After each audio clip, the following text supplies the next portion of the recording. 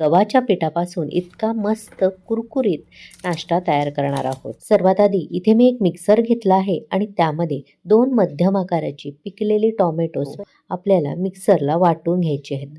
त्यामुळे अशी आपल्याला ती गाळून घ्यायची आहे। आता एका ताटामध्ये मेजरमेंट कपचा 1 कप भरून मी इथे गव्हाचं पीठ घेतलं आहे। एका कडल्यामध्ये 2 मोठे चमचे म्हणजे टेबलस्पून एवढं आपल्याला तेल घ्यायचं आहे। गॅसवर चांगलं कडकडीत गरम करून घ्यायचं आहे। अर्धा चमचा ओवा असा हातावर चुरून घालणार आहे म्हणजे छान स्वाद उतरला जाईल। 1 चमचा भरून सफेद तीळ घालायचे आहेत। सोबतच पाव चमचा एवढी हळद, अर्धा चमचा लाल तिखट किंवा मिरची पावडर घालायची आहे।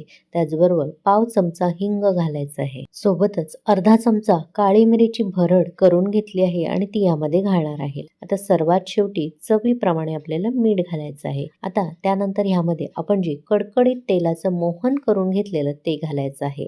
थोडंसं कोमट झालं की हाताने चांगलं हे चोळून घ्यायचं आहे। अगदी पिठाच्या प्रत्येक कणाला तेलाचं मोहन लागलं जाईल अशा पद्धतीने आपल्याला चोळून घ्यायचं आहे। आता यामध्ये आपण तयार केलेली जी टोमॅटोची पेस्ट आहे ती थोडी थोडी घालायची आहे आणि आपल्याला या पिठाचा गोळा मळून घ्यायचा आहे। आता यावर थोडंसं आपल्याला तेलाचा हात लावायचा आहे आणि पुन्हा एकदा छान मळून घ्यायचं आहे।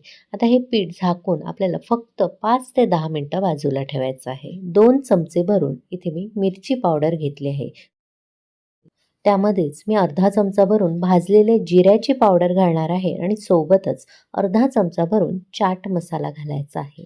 त्यानंतर साधारण पाव चमचा भरून काळं मीठ घालायचं आहे आणि अगदी थोडंसं चिमूटभर आपल्याला साधं मीठ सुद्धा घालायचं आहे। पाव चमचा भरून काळी मिरीची भरड घालायची आहे। सर्वात शेवटी 1 चमचा भरून पिठी साखर घालायची आहे आणि त्यानंतर हे आपल्याला मसाले एकजीव करून घ्यायचे आहेत। आता हा मळलेल्या पिठाचा गोळा आपल्याला लाटून घ्यायचा आहे। अगदी पातळ ह्याची पोळी बनवायची आहे।